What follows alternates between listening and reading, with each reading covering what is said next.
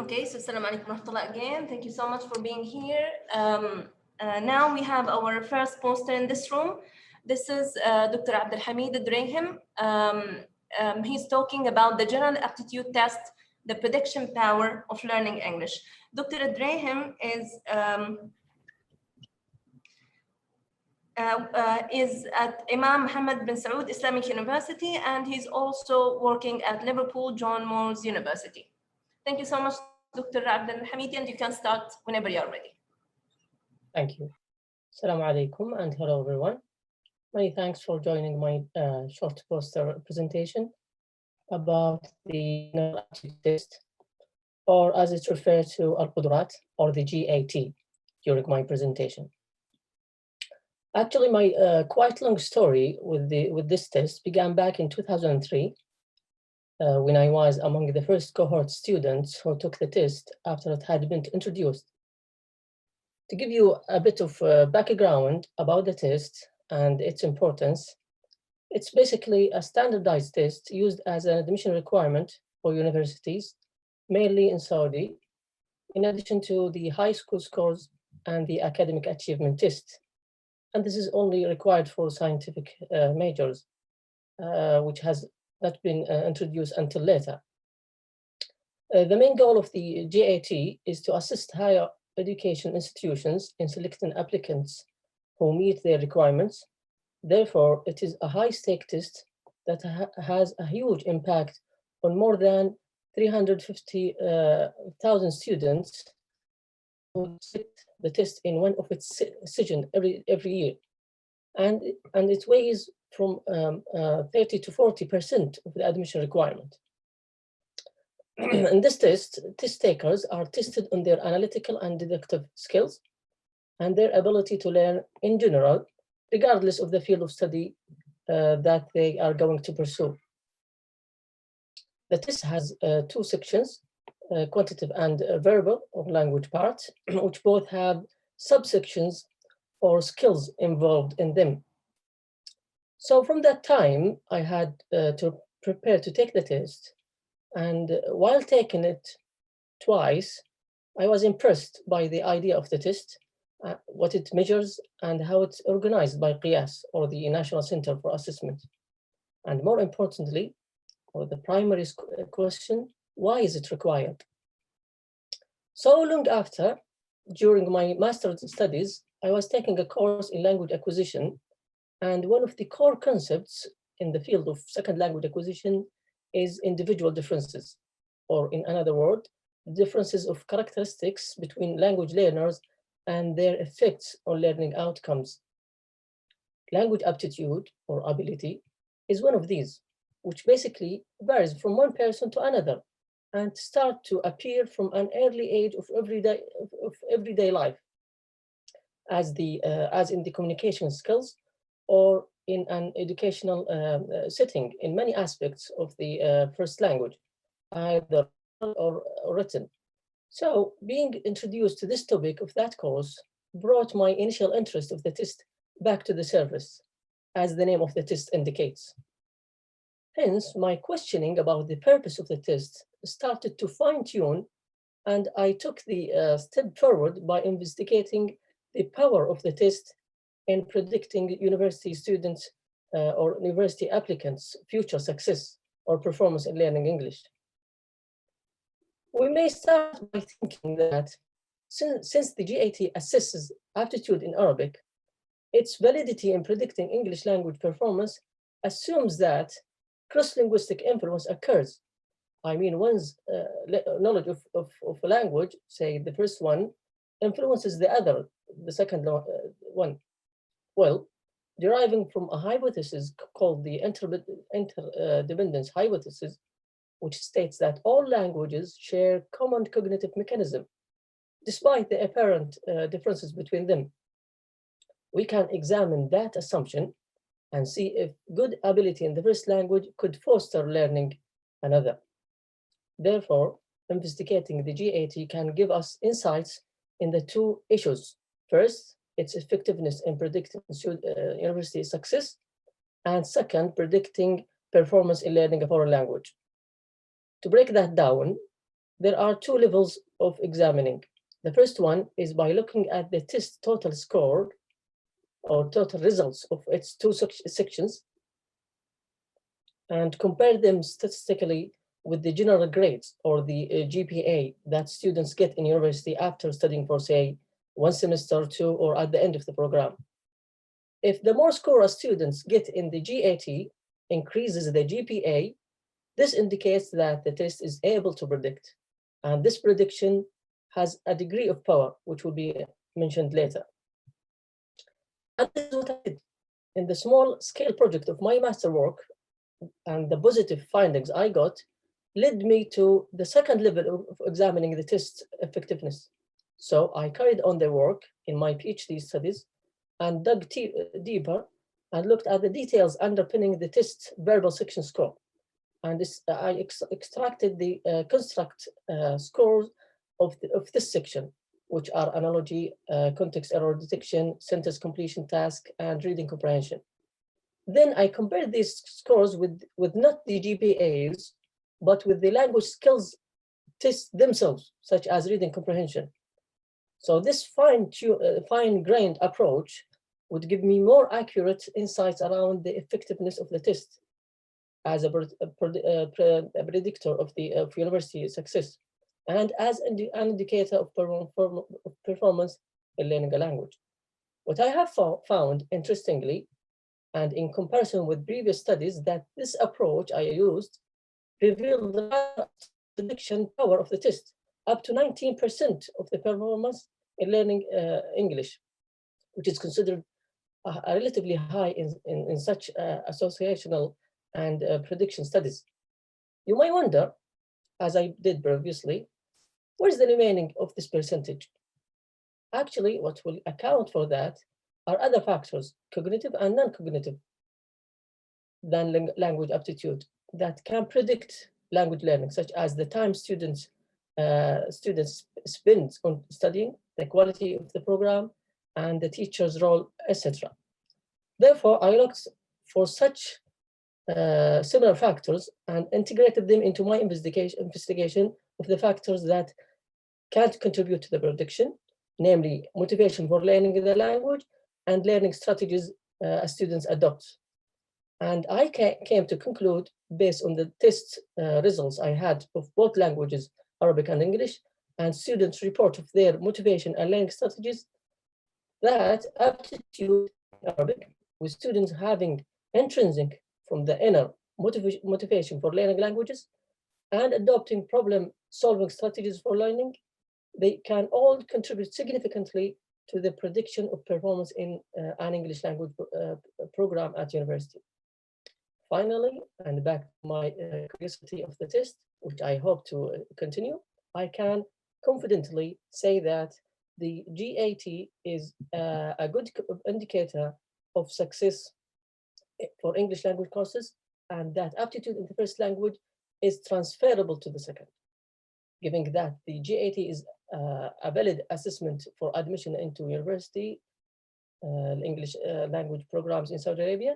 It is thus recommended to continue as an admission requirement, particularly in the case of applicants with no or with little prior knowledge of English. If that is not the case, then English proficiency test therefore would be apparently the admission requirement.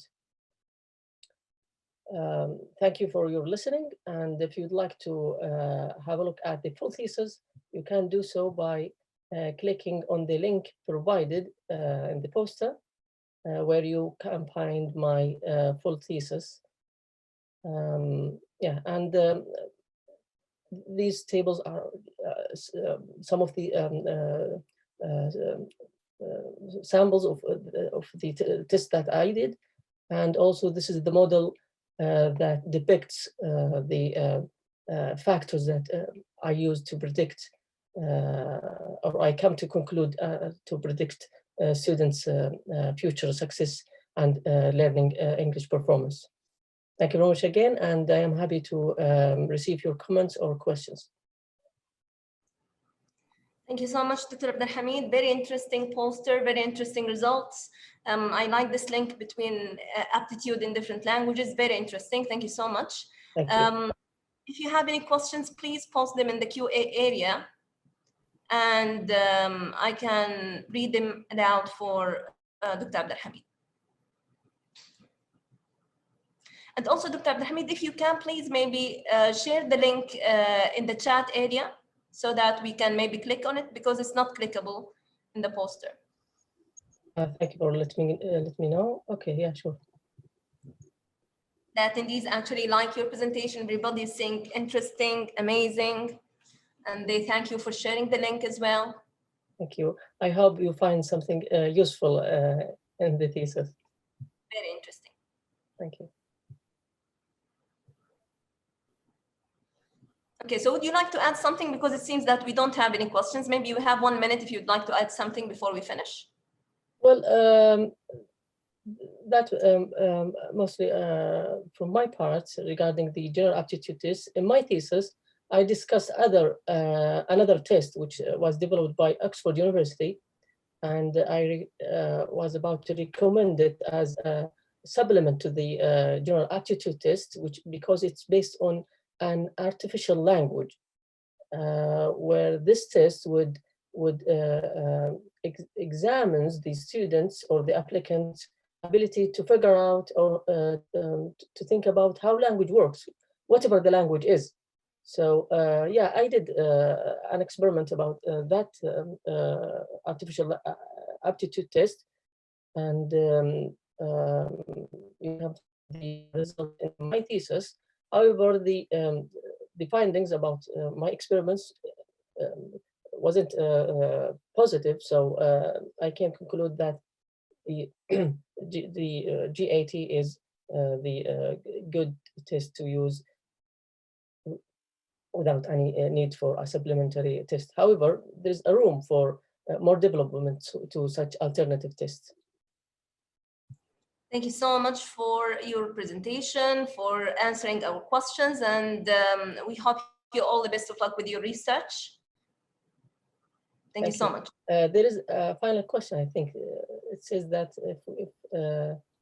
if I think that we should have a placement test before admission. Yeah, if the students or the applicants has a certain amount of experience in English, or of the goal of the program to accept students with a good background, that would be the good option to have a placement test or admission test. But if in case the applicant wants to learn English at university, but with little prior knowledge, so that then the general aptitude test, which is in Arabic, would be a good indication to future success. Thank you very much. Okay, thank you, and goodbye. Thank you so much. Next, we have another poster by two scholars from Pakistan, Muhammad Akram and Ansar Muhammad. They are from the Government Postgraduate College, Parwana, and the University of Lahore, Sargodha campus. They are going to talk to us about restructuring of English curriculum in Saudi Vision 2030 perspective. Thank you. Bismillahir Rahmanir Rahim.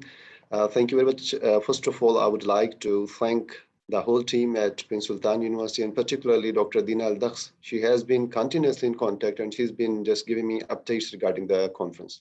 Well, today the topic is restructuring of English curriculum in Saudi Vision 2030 perspective.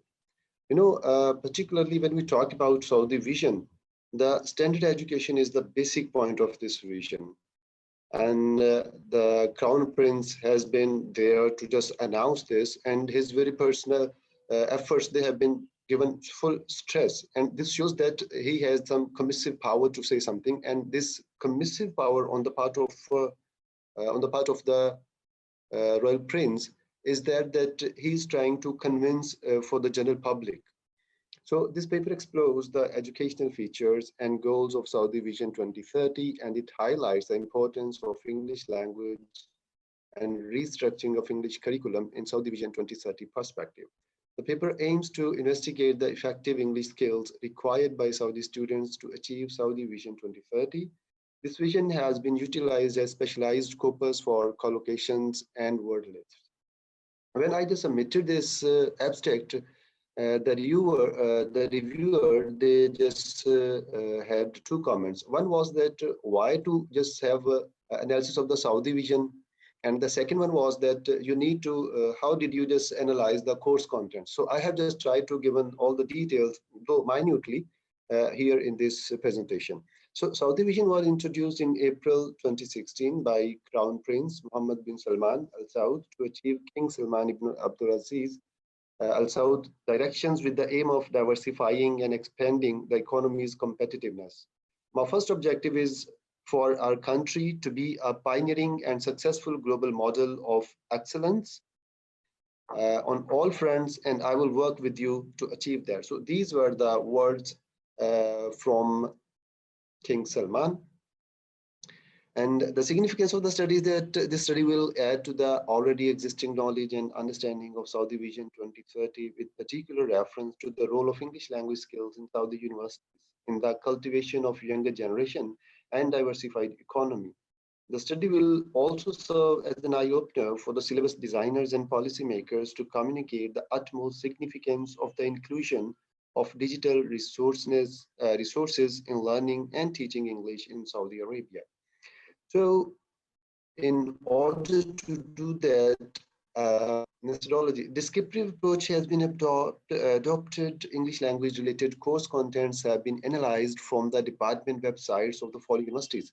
So I just went to the websites of the universities: Jubail Industrial College, University of Jeddah, Al Qura University, Najran University, King Al Faisal University, Taiba University, Medina, King Abdulaziz University, Prince Sultan University, where they have been offering BA in Applied Linguistics, BS, and King Fahd University, Jamia Al-Malik Al-Saud, Al-Malik Al-Khalid, and Jamia Taif.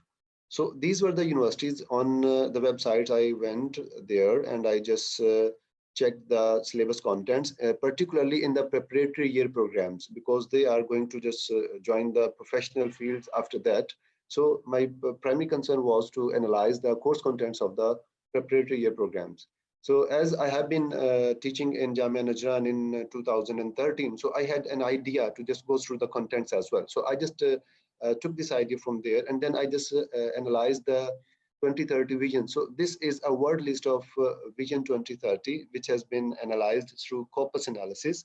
And it is focused and consistent presence of these high frequency words in this vision that reflects the priorities of the regime. And particularly the use of we, it shows the royal, okay. So it talks about the royal commitments and also their efforts to their improvised and economy. Well, and these are the major findings of the study, that it has some interesting finding. First, different websites of preparatory program of different universities have given interesting objectives and outcomes of the programs. They are just making high sounding claims that after just going through the contents, the students will be able to do this, the students will be able to do this. But unfortunately, the course contents which are being taught do not meet their requirements. Requirement in the sense that in the present day world, we need to be more technical writers. We are to be business oriented. So everybody is not going to be an English teacher. Some of the students, they will be in the market also, and they will be joining different businesses, and they will be in different fields of life.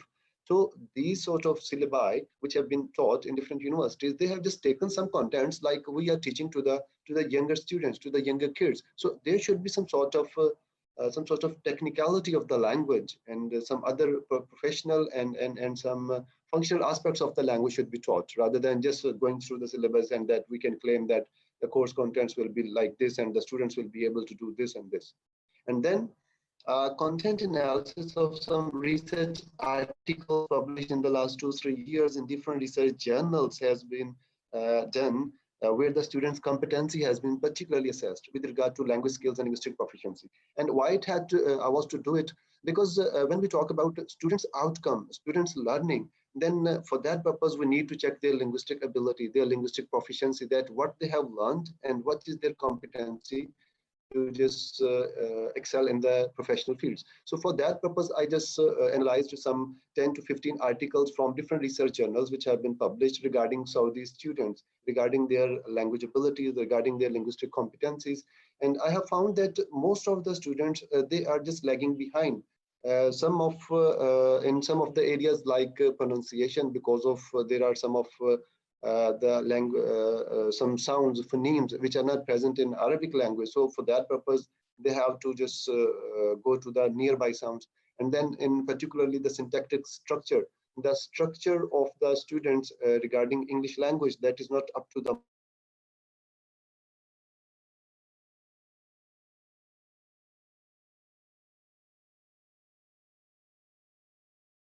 Okay, thank you. I was muted.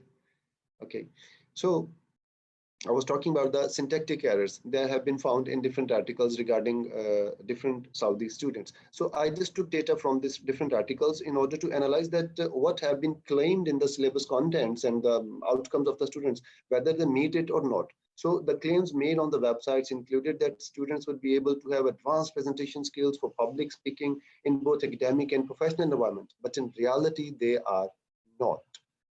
And here are some of the recommendations of the study.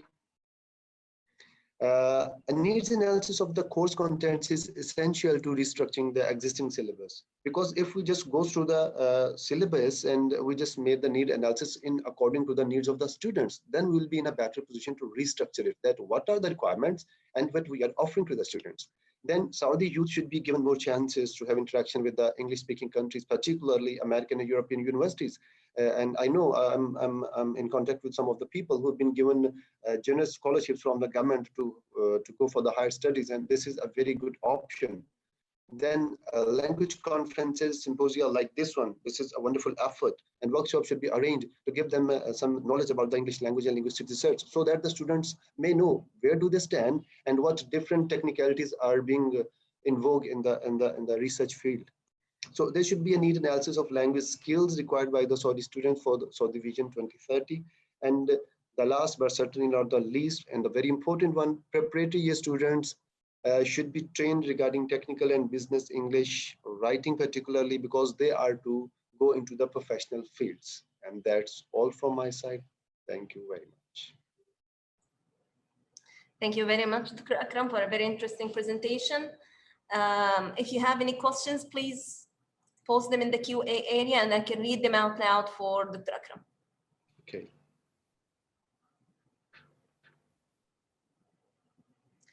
Please also don't forget to share your ideas on our hashtag. Yeah, that's fine. We have been having very interesting presentations since the morning. Yeah, definitely.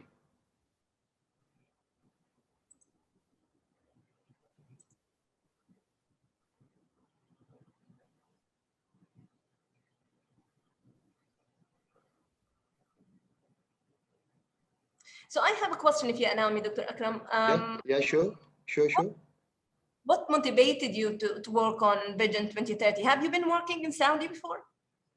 I have been working in Najran University in 2013. I just worked for one semester, then I had to come back to appear in my PhD oral examination. And you know, the things because of the red tapeism, I had to just wait a long time. So I had to resign from there. Though I have a keen desire now to serve in Saudi Arabia. So this was my basic motivation, that the students, they are learning the things, but the things they are learning regarding course contents, they are not up to that mark because they are using the outdated material, outdated syllabus. Not all the universities, but I'm particularly talking about Najran University because I have first-hand experience of teaching there. So this was my motivation. So much. Thank you so much. We have another question from Ahmed Al-Ghamdi. He's asking you how to make needs analysis. What do you mean by needs analysis in this context? Yeah, need analysis is a technique that you need to know the what are the requirements or what are the needs of the students with particular regard to their language abilities. One thing, and if we talk about the course contents should be designed keeping in view the needs, the professional and market needs of the students, that they are to appear in their professional fields after that, particularly preparatory year program. So this is what that we are to make a need analysis, that what are the needs, what are the requirements, then keeping in view, we will devise the syllabus. Thank you so much. We have one last question. Yusuf Matar, he's asking you, the fact that you have been using the website only, don't you think that, according to him, this might not be enough? Website information is usually not up to date. Yeah, a very good question. That's what my stance is, that even on the websites, which is open to all people, we don't update the information. Why? So that's why we are just getting the idea that they are lagging behind. So because they have just updated regarding their syllabus, their course contents, and whatever their objectives and outcomes are, supposed outcomes are. So I have taken all these ideas from there, that even living in the age of digital world, so we are not updating the website. My goodness, it's not up to the mark. It's not fair. So that's why I have just inculcated all these ideas here, so that the designers should just keep it in mind that we are to update the, I will repeat that, if we have updated the things, we should update the website as well, so that the viewers, they may understand that they are quite on the right path. Very good question. Thank you so much. Do you have any final comment before we finish this session? Anything that you want to conclude with, maybe, Dr. Akram? Sorry? Do you have anything that you want to conclude with? Maybe one last point, if you would like, before we finish our session? Yeah, sure. I would like to say that as I have got a message from Mona Algam, I would like to comment that not all English students will be teachers. That's what I said, that not all of the students, they are going to be English teachers, even they have majorly graduated in English. So all the syllabi should be devised, revised, and restructured, keeping in view the Vision 2030 and the market value. Thank you very much. Thank you very much, Dr. Akram, for a very interesting presentation, very interesting thoughts. Everybody here is thanking you in the chat area, and we hope you very much. luck with your future research. Thank you very much. Thank you. So nice of you. Thanks to you. Okay, ladies and gentlemen, so by now we come to the end of the poster session. We are starting again in about half an hour with our very special plenary speaker, Professor Christina Gastaki, and that will be in about half an hour. So don't be far away. Okay, thank you.